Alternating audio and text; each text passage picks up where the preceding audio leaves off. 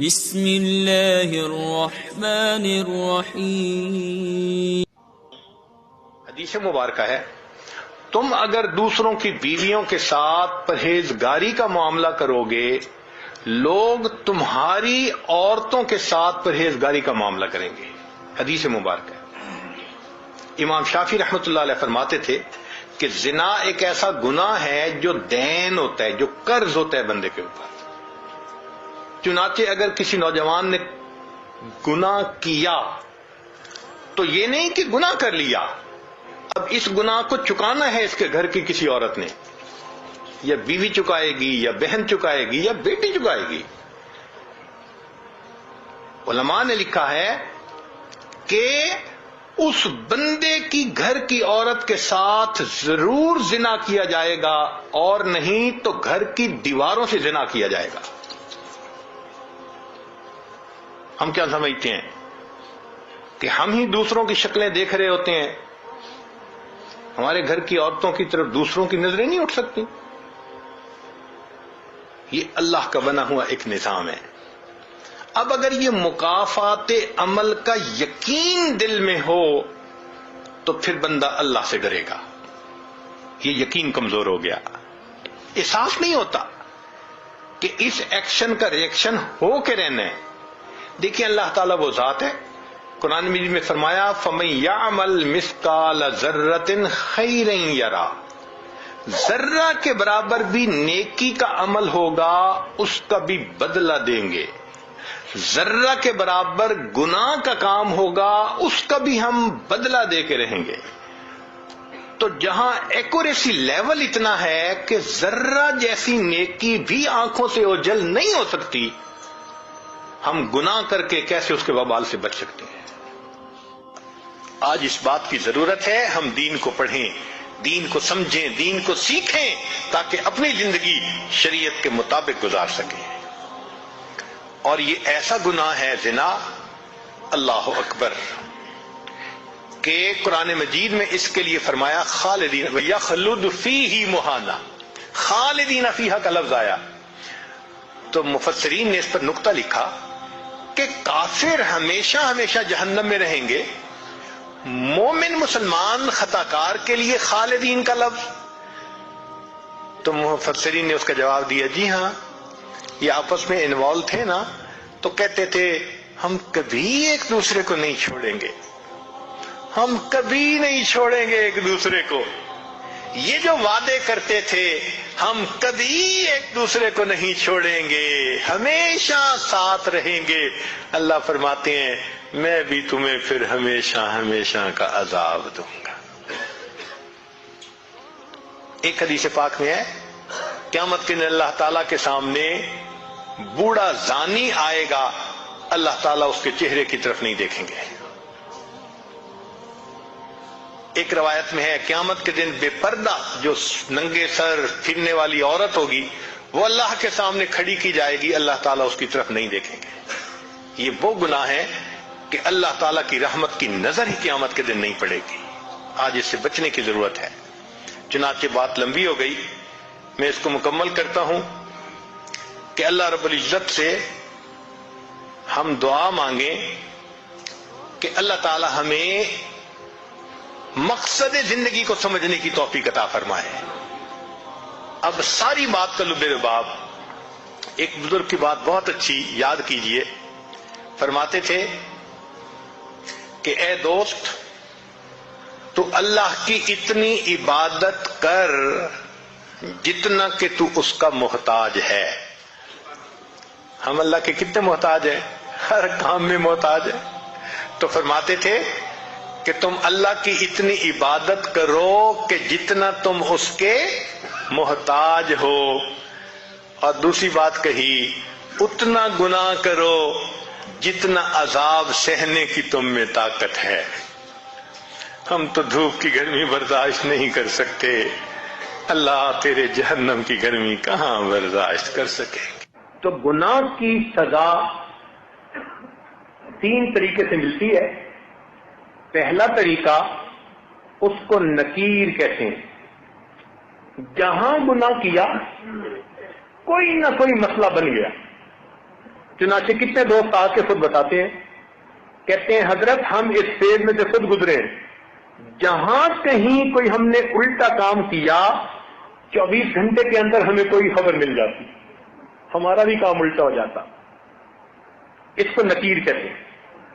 فضیل بن عیاض رحمۃ اللہ علیہ فرماتے ہیں کہ میں نے جب بھی اللہ تعالیٰ کی نافرمانی کی، میں نے جب بھی اللہ تعالیٰ کی نافرمانی کی، میں نے اس نافرمانی کا اثر اپنی بیوی میں، اپنی اولاد میں، اپنے خادموں میں یا اپنے سواری کے جانور میں کہیں نہ کہیں ضرور دیکھا.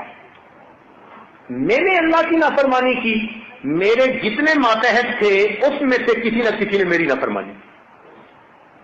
تو ہم غور کریں، اگر آج بیوی ہماری بات نہیں سنتی تو کہیں اللہ تعالیٰ کی نافرمانی کا یہ نقد سزا تو نہیں ہے؟ آج اولاد جو نافرمان بن گئی، کہیں اللہ تعالیٰ کی نافرمانی کی نقد سزا تو نہیں ہے؟ کام کرنے والے کاروبار میں جو دھوکے دے جاتے ہیں، کہیں یہ نقد سزا تو نہیں ہے؟ تو اس کو نکیر کہتے ہیں کہ گناہ کیا اور اس گناہ کی فوراً سزا ملی. غلطی کی، تھپڑ لگ گیا تو پھر سنبھل گیا کہ اچھا اب نہیں کرنا. یہ اللہ تعالیٰ کی رحمت ہوتی ہے. غلطی پر جب ماں تھپڑ لگا دیتی ہے نا تو ماں کی شفقت ہوتی ہے، سمجھانا ہوتا ہے خبردار آئندہ نہ کرنا. تو جب اس طرح ہونا نکیر والا معاملہ، تو اس کا مطلب کہ اللہ تعالیٰ اس بندے کو الٹا کام نہیں کرنا دینا چاہتے، اس کو سیدھا رکھنا چاہتے ہیں. تو اللہ تعالیٰ کی نظر عنایت ہوتی ہے. تو ایسا کوئی واقعہ پیش آ کے تو پھر اس بندے کو اللہ تعالیٰ اپنی طرف متوجہ کر لیتے ہیں. یہ جو اس قسم کی مشکلات آتی ہیں نا، یہ کئی مرتبہ اس لیے آتی ہیں کہ بندے کی آنکھیں کھل جائیں. ایک اصول یاد رکھیں، خوشیاں سلاتی ہیں اور غم جگاتے ہیں. خوشیاں سلاتی ہیں اور غم جگاتے ہیں. جب غم آتے ہیں نا تو پھر بندے کو خدا یاد آتا ہے. جو پہلے فرض نماز بھی نہیں پڑھتا تھا، اب وہ فرض پڑھنے کے بعد اشراق بھی پڑھ رہا ہے، اوابین بھی پڑھ رہا ہے. جس کو ایک صفحہ قرآن مجید کا تلاوت کی توفیق نہیں تھی، وہ آج بیٹھا ہوا سورہ یاسین بھی پڑھ رہا ہے، سورہ ملک بھی پڑھ رہا ہے، تغابن بھی پڑھ رہا ہے. لگتا ہے پورا قرآن پڑھ کے اٹھے گا. پوچھے کیا بنا؟ یار ایک پریشانی ہے، بس دعا کرو اللہ دور کر دے. تو پریشانی کئی مرتبہ بندے کی یاد دہانی کا سبب بن جاتی ہے. وہ پھر اللہ کے گھر آتا ہے، ریئلائز کرتا ہے، معافیاں مانگتا ہے، اللہ تعالیٰ اس پریشانی کو دور فرما دیتے ہیں. تو یہ بھی رحمت بن جاتی ہے. ایک اور صورت ہے پریشانی کی، اس کو کہتے ہیں تاخیر. تاخیر کا مطلب ہوتا ہے ڈیلے کر دینا. یہ پہلے سے بڑی سزا. وہ جو نقد تھپڑ لگتا تھا نا، یہ اس سے بڑی سزا کہ اللہ تعالیٰ اس کو فوراً تھپڑ نہیں لگاتے، موقع دے دیتے ہیں، ڈھیل دے دیتے ہیں. اچھا تم کرتے ہو، کرتے پھرو، ہم بھی تمہارا بندوبست کریں گے. تو اللہ تعالیٰ اس کو موقع دیتے ہیں. پھر وہ بندہ زیادہ برائیوں میں دب جاتا ہے، گھس جاتا ہے. جب زیادہ برائیوں میں دھنس جاتا ہے پھر اللہ تعالیٰ کی اچانک پکڑ آ جاتی ہے. اور یہ پہلے سے بڑی سزا، بہت بڑی سزا.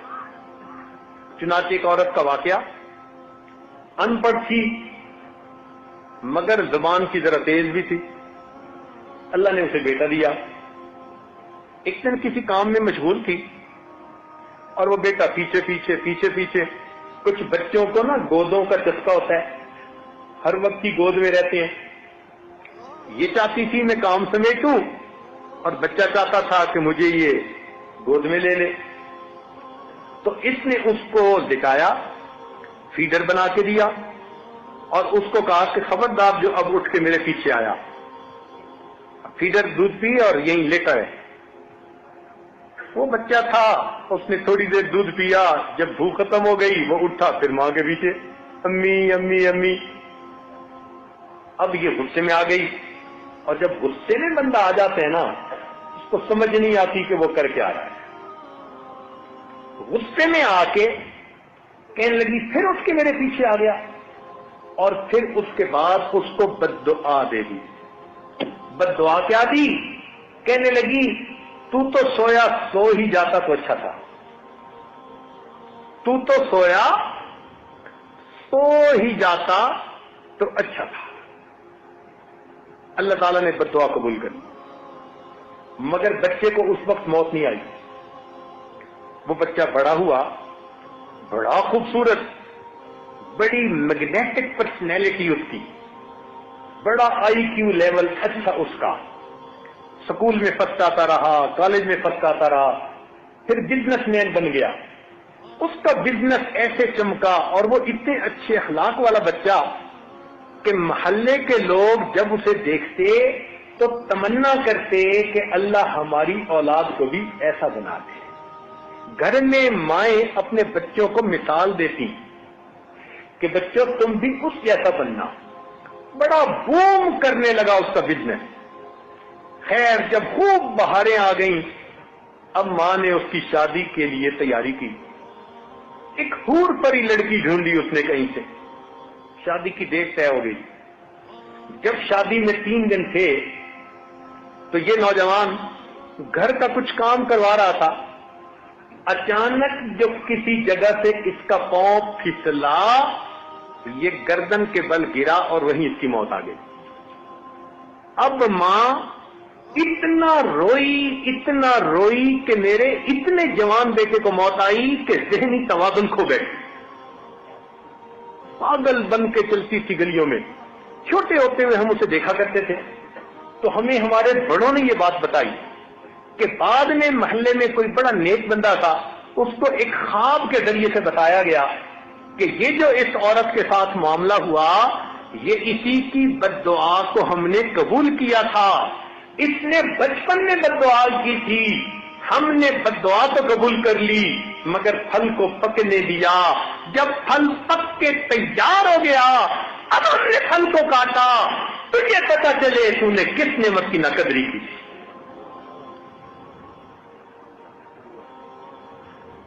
کتنی بہنیں ہیں جو اپنے بھائیوں کو بد دعا دیتی ہیں, کتنی مائیں ہیں اپنے بیٹوں کو بد دعا دیتی ہیں, کتنی بیویاں ہیں اپنے خاندوں کو بد دعا دیتی ہیں, پھر بعد میں بیٹھ کے روتی ہیں. تو کیا پتا ہماری ہی بد دعا جو کبھی غصے میں کی تھی آج جا کے اس کا اثر ظاہر ہوا. تو اس کو پہلے سے بڑی سزا ہوتی ہے, اس کو کہتے ہیں تاخیر. اللہ تعالیٰ تاخیر کر دیتا ہے, ڈیلے کر دیتے. قرآن مجید میں اللہ تعالیٰ فرماتے ہیں فَلَمَّا نَسُوا مَا ذُكِّرُوا بِهِ فَتَحْنَا عَلَيْهِمْ أَبْوَابَ كُلِّ شَيْءٍ, کہ جب وہ لوگ بھول گئے جو ان کو نصیحت کی گئی تو ہم نے ان پر ہر چیز کے دروازوں کو کھول دیا. خوب عیش کریں جو چاہتے ہیں. حتی اذا فرحوا بما اوتوا, حتیٰ کہ جب وہ بڑے خوش ہو گئے جو ان کو ملا تھا اور خوب موج میلہ کرنے لگے, اللہ تعالیٰ فرماتے ہیں اخذناہم بغتۃ, ہم نے اچانک ان کو اپنی پکڑ میں لے لیا. یہ بہت خطرناک سزا ہوتی ہے. اس لیے میرے دوستو, جب انسان گناہوں بھری زندگی گزار رہا ہو اور اللہ تعالیٰ کی نعمتوں کی بارش بھی اپنے اوپر دیکھ رہا ہو, تو یہ بڑا ڈرنے کا مقام ہوتا ہے.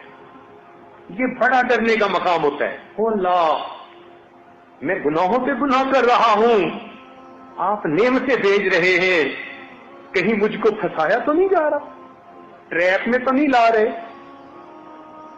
اس کو تاخیر کہتے ہیں.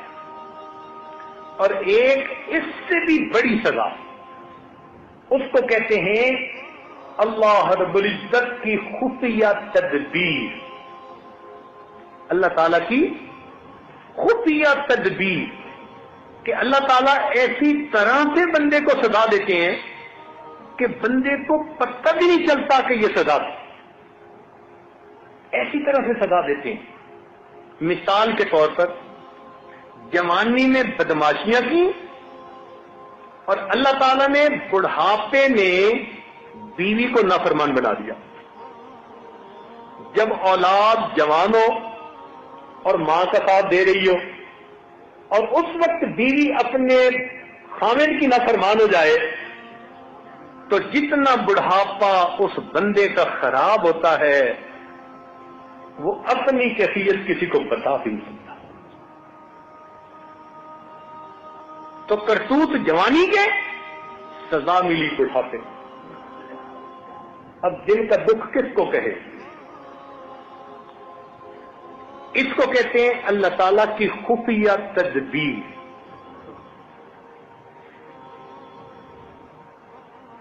کوئی بیماری ایسی دے دی، نعمتوں سے محروم کر دیا۔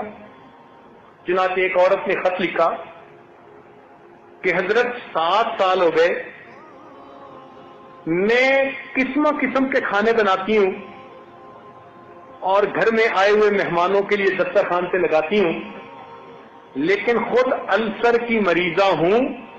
7 سال میں فقط جوسز وغیرہ پی کے گزارا کرتی ہوں، لیکوڈ چیزیں، روٹی کا ایک لقمہ بھی میرے منہ میں نہیں گیا، میں روٹی کو ترستی ہوں۔ اب 7 سال سے جس سے اللہ نے روٹی کی نعمت کو جو چھین لیا، اس کو احساس بھی نہیں کہ یہ میرے گناہ کی سزا تھی جو مجھے مل رہی۔